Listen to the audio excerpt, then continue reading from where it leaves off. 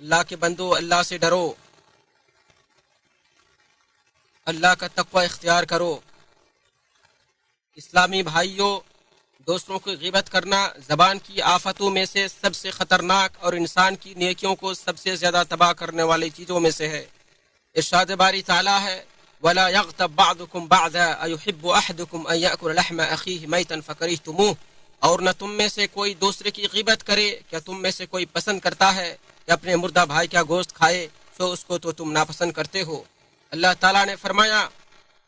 وَيْلٌ لِّكُلِّ هُمَزَةٍ لُمَزَةٍ، ہر غیبت کرنے والے، تانا دینے والے کے لیے ہلاکت ہے۔ اس آیت کی تفسیر کے ضمن میں کہا گیا ہے کہ ہمزہ وہ ہے جو لوگوں کی غیبت کرتا ہے، اور لمزہ وہ ہے جو ان میں عیب نکالتا اور تانا زنی کرتا ہے، جیسا کہ بہت سے سلف سے مروی ہے۔ ایک عالم کا قول ہے غیبت وہ شعلہ برق ہے جو نیکیوں کے خرمن کو خاکستر کر دیتا ہے، اسی لیے ابن مبارک کہا کرتے تھے